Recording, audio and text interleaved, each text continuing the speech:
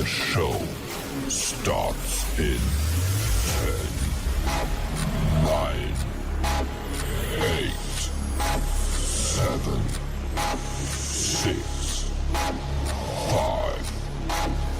4, 3, 2, 1, go. Whether you're new to sales or a lifetime veteran, the Blackbelt Sales Podcast will sharpen your sword and guide you to master the art of sales. And now, here's your host, the ninja himself, Gene Slade.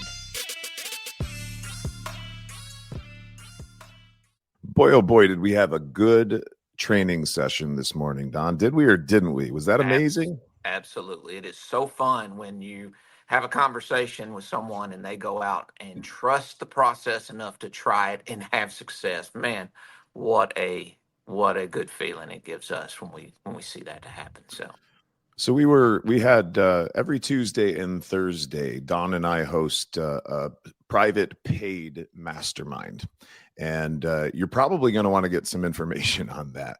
But on those calls, we discuss successes and failures with our students using the process or part of the process that we teach. And we coach them along to get to a certain place where they're able to gain some freedom in their lives, some freedom with their time as well. And specifically this morning, we were talking to a gentleman named Blake. He lives out in Texas with one of our really great clients who I'm going to save the name because I don't want anybody tracking this guy down. But Blake was making about $800 to $900 take home a week. And that was before he came out to see us, Don and I, and Gatlinburg. Eric was out there. Corbin was out there. We had some other people out there from the team as well. But he came out, and what a difference in his life, especially because you've been working with him a little bit on the side too, coaching him up, Don. We asked him what his numbers were, and he told us about a $5,600 electrical sale yesterday that I think it was starting out at something like $300 or $500. It was for something small, right? Right. Mm-hmm. And he ended up creating a prioritized list, some things that he felt like were mandatory, some things that the client would need to do in the near future, and then maybe some things that would just be nice to have, and turned into a $5,600 electrical sale. And we were talking about some of the things that he could have put on that list that he didn't have on that list that could have even helped the client more. But Don, what did he say his income is now? Well, he's talking about, extra double or triple his pay were some of the numbers he threw out. Some weeks are triple his pay, most are double, I think he said. But it was incredible no matter what you look at the numbers. I even loved where he said his wife tracks his numbers because she's getting involved and excited about it. That's pretty funny. Yeah, he said this week's paycheck's $2,500. Next week's paycheck will be a little over $3,000. So, guys, I mean, and I asked him, did you even ever consider that it would be possible for you in a less than a 60-day period to double or even triple? And he's almost quadruple now the money he was making on a weekly basis. Did you ever think it was possible? He said, I never would have imagined that I could actually do that. And all he's done is put his nose to the grindstone, keep his head in the books, do exactly what we're sharing with him to do. And not only is he making all of this extra income for himself, he's making a ton of revenue for the company. He's getting more gratitude from his clients than he's ever gotten before because he's being more thorough, taking more time. They're feeling more important. Everything changes when you actually have a proven system. And the good part that comes, or the thing that comes from this, is we're serving our clients at a higher level. Because there are people who say, well, if you're selling them stuff that much, you must be selling them stuff they don't need. You're just selling them stuff. And in every case is we're not doing things, he's not doing things, none of our students are doing things to their clients. They're doing them for those clients. And those clients get to make a choice. Now, if we explain it to the point where they understand and come to their own conclusion that this is something they need to get done, they want to get done, great. But never is this process one in which we sell stuff to people they don't need. Right. That's a big part of it is We're doing this for them and giving them a choice. And it's okay if they say no. Perfectly acceptable answer. And when you serve with that kind of heart, you get to lay your head on your pillow at night. Guys, I'm going to ask you, if you're an electrician and you go out to a house and it doesn't have whole house surge protection, if they get involved with whole house surge protection, have you done something to them or something for them? Have you ever added up the cost of the electronics in the house? Have you ever done this? Right. I mean, if we did that right now, I bet you we would find over $30,000 worth of electronics minimum in everyone's house. So if I protect those from a massive surge that has a insurance policy that comes along with it that says if it doesn't protect the house, that they're going to cover damages, have I done something to my client by putting that in for them or for them? Put it down in the comments. Did I do something to them or for them? I'd really love to hear your opinion. Yes, absolutely. And surge protectors are cheap compared to the damage in the electronics and that could occur in the house. Refrigerators.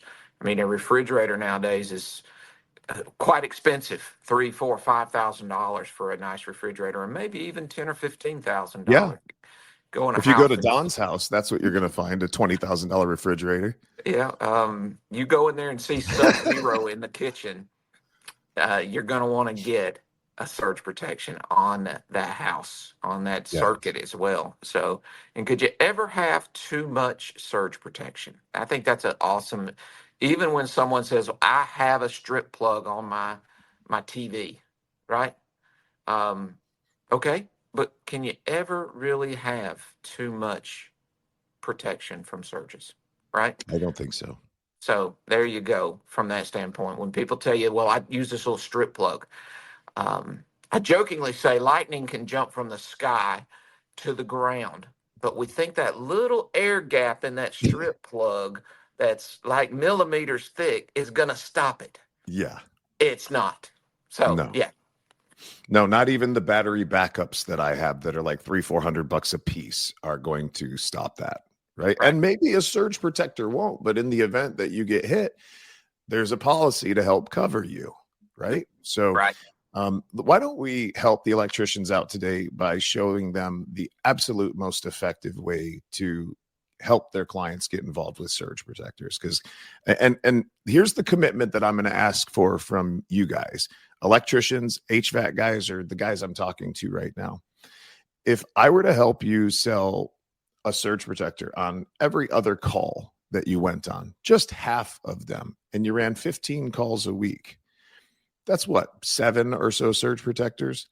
Typically, we're seeing guys are making somewhere in the neighborhood of $40 to $60 on the sale and installation of a surge protector. So how much would that be? Another $400, $500 a week? If I can help you to make $400 or $500 a week more than you're making right now, moving forward, would you consider taking some of that money and really investing in yourself so that you could double or triple your income? That's what I really want for you. That's really why Don and I get on here every single week, is so that you guys have got an opportunity to learn for us for free, increase your income so that you can reinvest more into yourself, and hell, maybe come out and see us and get not just the tip of the iceberg, but the whole damn thing. Yes. Yeah. When we do those 2-3 day extensive trainings, it's certainly like drinking from a fire hydrant, as they say. It's so much information. So that's why the follow-up with me, with all our team, is so valuable and important, is keeping in the ear in the conversation and making sure people have it. We have a certification process, but let's get back to the electricians and, help them with a surge protector. And again, most surge protection for the whole house might run $1,000, $2,000. Yeah, some of the optimum ones are like up to $4,000, I think. Yeah. So, but this applies to a surge protector on an HVAC system, outdoor system, or the whole panel, or anything that you want to have extra protection on. This is something that applies to it. So surge protection. If you guys will do me a favor real quick, if you're watching this live, will you just please put live down in the comments? And if you're watching this on a replay, please put replay down in the comments. It's really all that we ask for here. And by the way, if you're interested in getting more training, like possibly coming out to the December event at the Grand Hala Mansion in Orlando, Florida, put mansion down in the comments, and one of my team members will reach out to you and get you some information on that. So first thing I want you to do is go to the Google, all right, and type in how many cloud to ground lightning strikes do we get per year in, and then fill out your state. So if you're in Florida, how many cloud to ground lightning strikes per year do we get in Florida?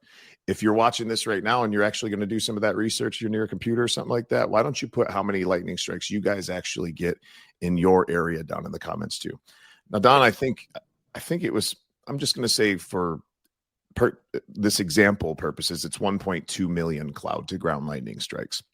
That's not all the lightning. That's just from cloud to ground. So if Don and if I'm at his house and we're going over our findings on the electrical system, at some point after I say a couple of good things about the electrical system, I'm going to I'm actually going to ask the client, why don't you have surge protection? I'll probably tilt my head sideways a little bit and scrunch my eyes at him, like kind of like a dog would do when you're talking to it, and go, why don't you have surge protection? Don? Yeah, I don't know. Nobody's ever told me about it. Did you know that we get over 1.2 million cloud to ground lightning strikes a year here? And that when that happens, we get in-home surges. And did you know that when we get in-home surges, that your compressors and your motors can glow cherry red on the inside? Do you think that's good? No, it can't be good. What do you suppose that does to the reliability of your system? Can't help it. How about the lifespan of all the electronics? Yeah, probably shortens it or hurts it. Yes. You ever purchased, say, a new compressor for an air conditioner? No, I haven't. So you didn't know that, you could be looking at $3,500 to $4,500 to replace a compressor from a surge? No way. Wow, that's crazy. Can you see now why our clients just get surge protection rather than replacing expensive compressors, motors, electronics, refrigerators, TVs, things like that? Wow, yeah. How much is that going to cost? That's the best part. It's only boom. Right. And then just shut up. Yeah. Or that's the best part. It's only $3,500 or $70 a month. Which would you prefer? And then shut up. If you really follow the system, you can simply say, I have that. I promise I'll share that with you in a moment when it's written on a piece of paper. Or you can simply say, I have that written on a piece of paper. Give me a minute and I'll share that with you. And then continue on with it. So that's the preferred method, is to write everything down. If you are not part of our mastermind group and part of our certification, you might think, I don't want to write stuff down. This iPad thing here that everybody's using does it for me. Write it down. You'll make more sales. If writing stuff down would increase your income, wouldn't it be worth just that little extra 5 or 10 minutes to write stuff down? That's crazy. 1,000%, man. It's 1,000%. Yeah. So guys, electricians, HVAC guys, that literally was word for word the scripting that we have inside of our Lead Ninja Mastermind for surge protection. It is award winning. It works every time, 70% of the time. Right? Well, it works 100% of the time to get them to want or need it. Can they still move forward? About 70% of the time, I'll agree with you. But that script will get them thinking about it more, about 100% of the time, virtually 100% of the time. Yeah, they will want it. It doesn't mean that you can show them how to afford it yet. And obviously, those are other things that we teach inside of our mansion events, their on-sites that we do, even the weekly mastermind that we hold where we do one-on-one coaching in a group setting. So, guys, that's something like whatever you talk about in the morning with your guys is what they're going to sell. And if you're not meeting with your guys, if you're not doing training on a daily basis, you really are missing out on so much. Right. And if you're doing one sales meeting a month, I'm sorry, but that's just not going to cut it. You are leaving way too much money on the table. And owners, isn't it your job? Have you ever considered that your job is to coach up your team members? Do you realize that your team members have dreams, and that if your dreams are not big enough for theirs to fit inside of, that they're going to end up going somewhere else? Yes. So you might want to consider increasing your dream a little bit so that your other people's dreams can fit inside of that, because they cannot, their combined dreams can't outgrow yours. So, Yeah. and if you're not providing them with the training, or you don't know how to do it, you don't know where to start, give me a text, shoot me a text. My cell number is 239-848-6533. It's right there on the screen. For those of you on the podcast that can't see the screen, it's 239-848-6533. Shoot me a text. Make sure you tell me who you are when you text me. Okay. I got like 7 texts yesterday from people that are just, hey, I'm interested in the mastermind program. I'm like, yeah, but who am I talking with? So please announce who you are. Shoot me a text, 239-848-6533. And I will get one of my team members to have a conversation with you. And if my sales team is swamped, then I will have a conversation with you myself. Okay. Yeah. And we, as business owners, and I did this, we employ a lot of people. We gave a lot of people jobs. But when you train your staff, you're actually giving them a career. You're increasing their career in this industry. But a lot of people don't. And those guys are just, they have a job with you. When they have a job, they will quit that job and go get another job. Most people don't leave a career when you're putting into them. And training is the one thing that all the business owners should be putting into their staff, to their people, to their techs in the field. Don, it has never made any sense to me that contractors have a marketing budget, but no sales training budget. How does that make sense, Don? Yeah, it's crazy. Let's just get more leads, and let's, for keep lack doing the of, same shit we've been doing. Yeah. If you've ever with said all these the zero guys just tickets, are blowing through the leads or pissing these leads away, that's because the budget for your training is not there, or you're not doing it. And again, sometimes you have to train yourself to know what to go back and train your people on. So yeah, train the trainer, man. And if you're not continually training yourself, my guess is that you're probably not training your technicians. Don't mean to hurt anybody's feelings or anything there, but yeah, ain't it the truth? I mean, I know there's been years of my life, Don, where I have kind of parked, kind of where I was at, or kind of just kept it on cruise control and not really pushed. right. But the moment that I came off of that and I started really getting my education on again, man, things changed fast. Right. And we should warn contractors though, Don, about the challenges that they could have. Like, Clay, right? He was, I don't know what he was selling before, but now he can't stop. It's like he can't miss, right? Wow. He's he puts more than 50% of the company's numbers on the board right now. He'll probably do $5 million over the next 12 months. And that has created some problems. What problems did it create? Yeah, the rest of the company can't keep up with all the work that he's bringing in. There are I think I heard 3 weeks behind just on what his sales, and he's one of 6 guys, and he's doing half of the revenue in the company, really, for following the process.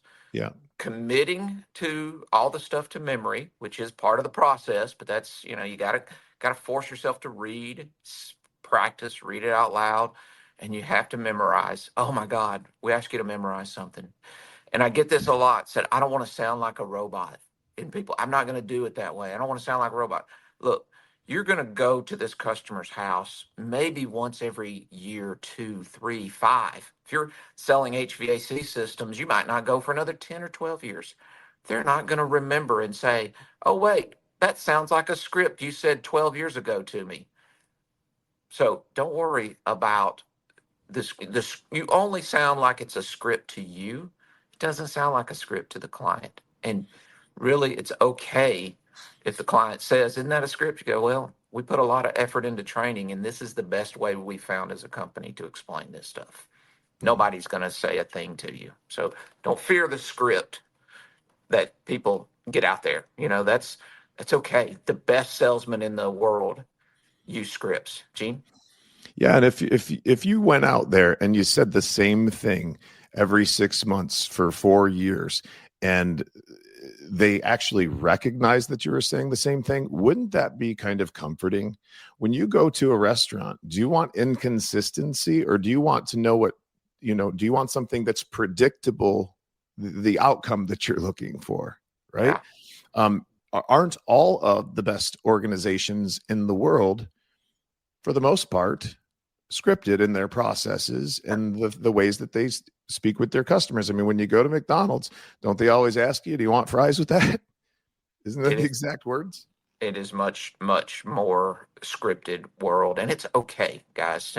Now, before we get through this, Gene, what are some of the other things electricians specifically could put on their list? And again, we're talking about a list. If you don't know how to do a list, find another podcast where we did that and talked about it, or text Gene. He'll be glad. We'll get someone to help you explain that. But what are some items that electricians can put on their list?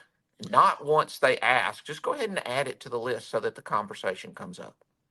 So I would answer that question with another question, and that is, if it were free, what would the client have you put in for them? If it were free, would everybody have a whole house generator? Absolutely. If it were free, would everybody have a central charging station for all of the devices in their houses if they've got kids? Right. Do you ever go to plug your device in and the cord and the charging box is gone and it's somewhere out in the house with the kids? Does that happen on a regular basis? Is it irritating? Do you ever kind of lose your shit a little bit and kind of yell at the kids about it? I know I have in the past, maybe not even the kids, but it's like, where the hell is my chart? Yes. Can consider that maybe people have never even thought that they want a central charging station.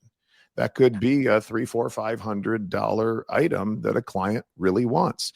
I don't let my kids have devices in their bedrooms at night, right? So they all come out onto the counter. They're usually spread all over the place, right? What would it be like if everything was concentrated here and the rest of the kitchen, was able to stay orderly? Have you ever considered looking at the order of somebody's kitchen and determining whether or not you might even want to have that conversation? Absolutely. Yeah. So that would be some things. You said on the meeting, Don, like a Ring doorbell. Sure. Right? Not everybody knows how to put those in. How many Amazon packages do you get at your house? How many, that's an Ring doorbell can indication. pay for itself real quick, can it? One, just dealing with having to a stolen package is the time it takes. And people want that stuff too. So why don't we just tell them it's something we could do if they're interested in it, right? Why don't we get that on the list? Our job is to let them know everything we can do for them when we're at their house. Their job's to tell us if they want us to do it or not. And it's okay if they don't want to do it. Because sometimes if you mention it today, they'll call back, or 6 months later, when you back out there for a different reason, they'll say, yeah, I want one of those Ring doorbells, or I want that charging station. It was a seed that was planted that they watered over time and began to desire that. Right. USB plugs, the little USB ports in an electrical outlet.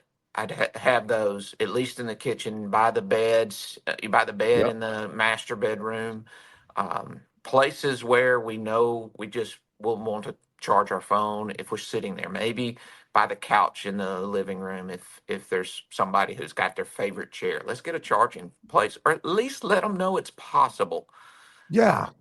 You just put it at the bottom of the list. They might not even say anything about it. You don't even have to say anything about it. But if they see it, they're probably going to ask questions about it. And for you electricians out there, don't those charging boxes get hot that you plug into the outlets?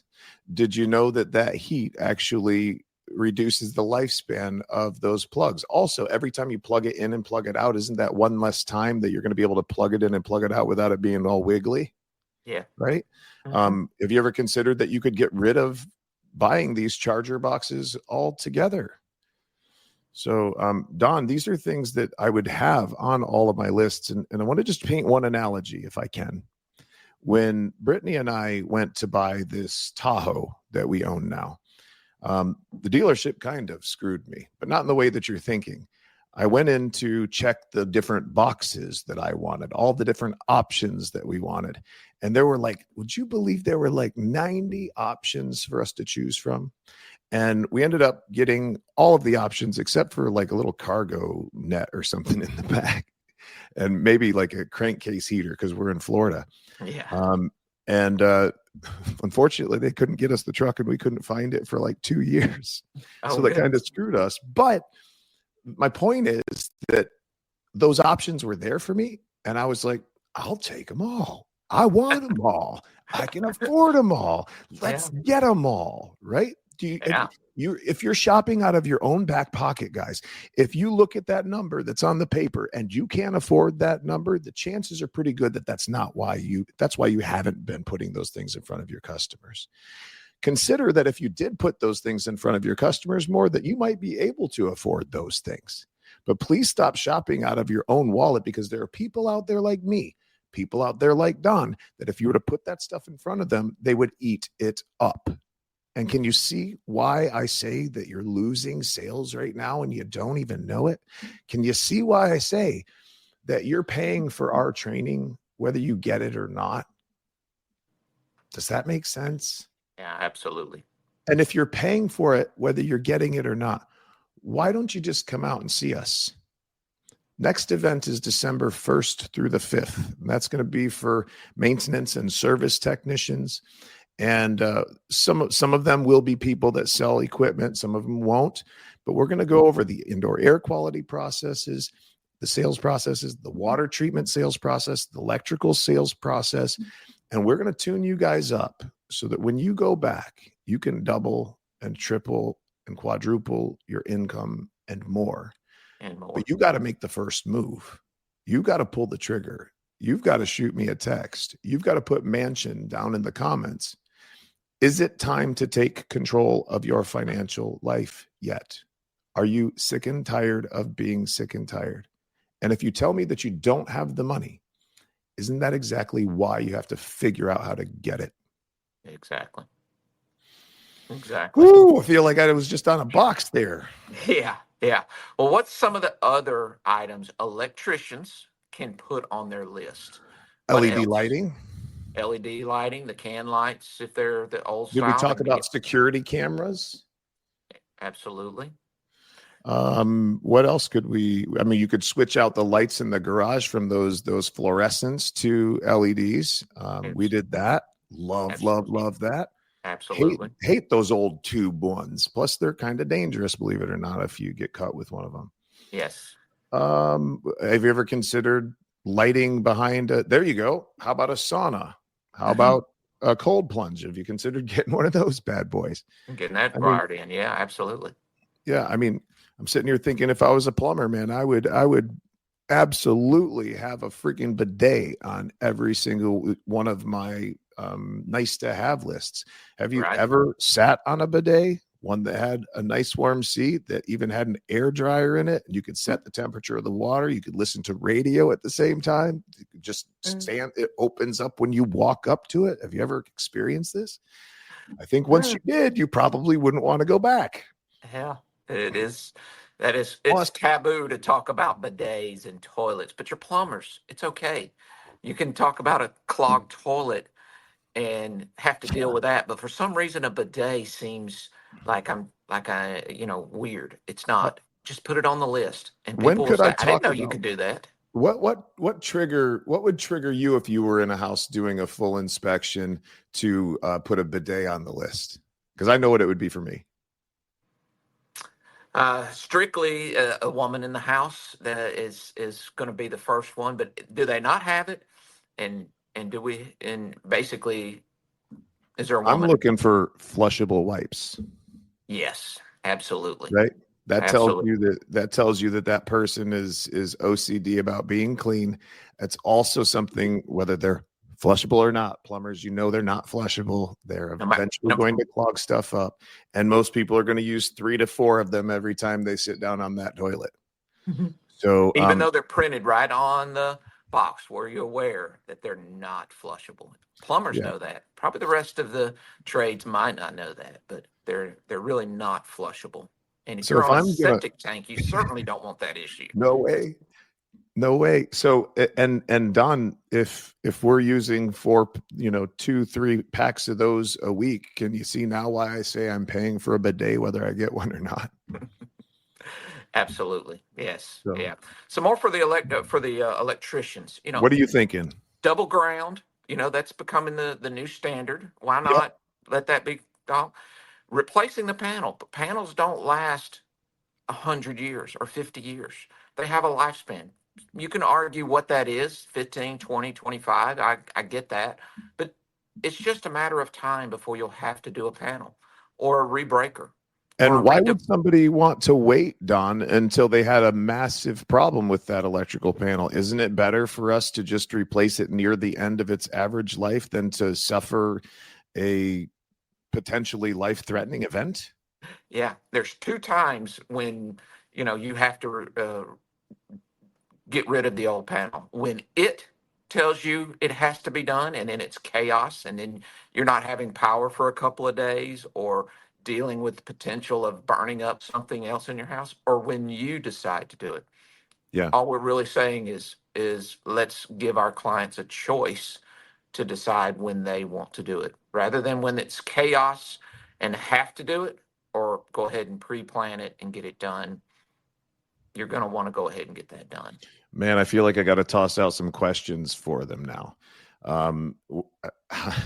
Were you aware of how old your panel is? Did you know that it was 17 years old? Were you aware that the average life expectancy of a panel, whatever it is, I don't know, 15, 20 years?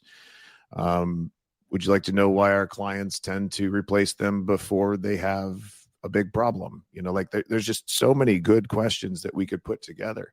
Mm-hmm. Would you like to know why people replace them before they burn up? I mean, it's a stupid question, right? Right. Oh, sorry. Ground fault, obviously ground fault Yep. circuits. We know to Tell put them that in story. we put them all in the kitchens and bathrooms where, where water's exposed. But those circuits and ground faults are not designed to last as long as all the rest of the plugs, and not designed to last as long as the panel. Ground faults should be changed out. And you look up the manufacturer, so I don't want to necessarily misquote it, but a lot shorter time frame than the rest of the plugs in your house. Because every time they trip, they lose just a little bit of their safety. So they should be replaced on a regular schedule. 5 years would probably be a little early, but 7 to 10 years comes to mind on some of those. And all you gotta do is look at the house. When's the last time you had those replaced? How about smoke detectors, Yeah, carbon that's what I was monoxide thinking of detectors? next. All of that kind of stuff is nice to have. And Did you again, guys you're know only that called. smoke detectors have an expiration date? Yeah, most don't know that. Most clients know if I push the button and it beeps, it must be good. That's not the judge of how those are good or bad, right? It's the chemicals, it's the little strip inside of them that monitors the little particles. Smoke is actually small little particles. When it touches that, it creates that the alarm for it. And as those chemicals age and dry up, it takes more and more smoke or more and more carbon monoxide to actually trip that. Those You're going to want to get those replaced. And again, every few years, I whatever the think it's schedule every is. 10 years is what my electricians have told me. They say that normally they last about 10 years. Yeah. So if they last about 10 years, I think I'd probably want mine replaced every 7. I want to Yeah. replace them before I have to, right? Before it's too late. We want to be letting them know we can go ahead. And again, worst case, it plants the seed for it. And you can put ground fault. How about put arc Yeah. and Do ground you fault wait? on more circuits than Do you just the bathrooms? do you wait to replace your car until one of the rods shoots up through the hood? No. No, you don't, do you? You don't wait till you're stranded on the side of the road to replace your car. Why would you do that with something like smoke detectors? Yeah. Better analogy is the tires. Do you replace your tires when you start seeing the cords? or do you replace the tires after it's put you a flat on the side of the road? I'll tell you that I'm going to replace those tires when I know it's time, based on the mileage, based on the cord showing through, and that's the norm in our world, is to replace tires, not just when they blow and leave me sitting on the side of the road. Nobody wants that. Yeah. That's the way we act when it comes to our electrical, when it comes to our HVAC plumbing circuits. It's got to fail. And then, again, it's just like a tire. They're just wear and tear items, and they need to be. You're going to want to get those replaced. So, Don, I think we've given them a lot to think about this morning. Guys, if you have enjoyed this, throw us a comment down in the comments, or heck, if you haven't actually given us a review yet, I hate to say given us a review. If you haven't rated our podcast yet, man, it would be phenomenal if you'd shoot over to wherever you're listening and just throw 5 stars up there and just a couple of sentences about what the podcast's done for you. That's really what we do this for, guys.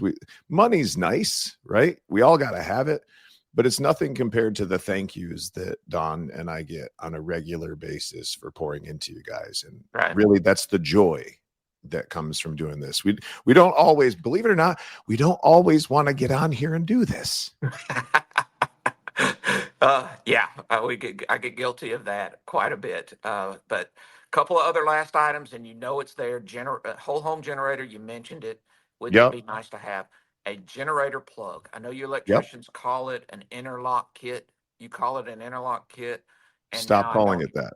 I don't have a clue what you really mean. It's a generator plug. It's a plug, a circuit that I can plug in my portable generator.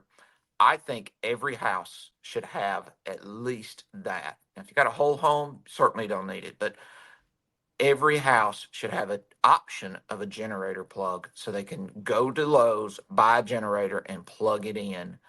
As a worst case scenario. If they absolutely have a storm and something happens, they have a plan.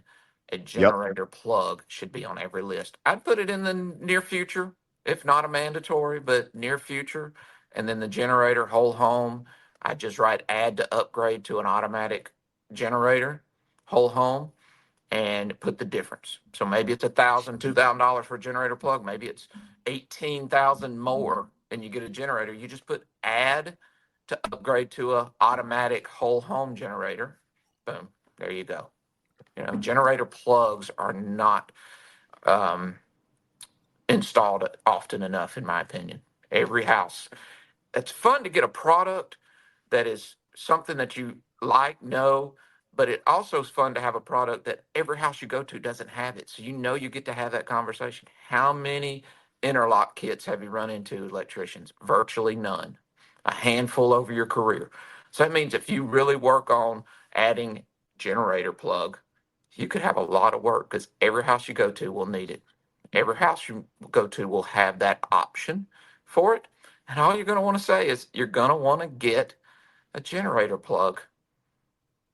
And then this conversation will flow from there, and they'll be like, what is that? And you explain it, and you're done. They'll be like, yeah. They'll probably ask you how much that cost. And that's really what we want customers doing, is asking you prices, not you telling them prices.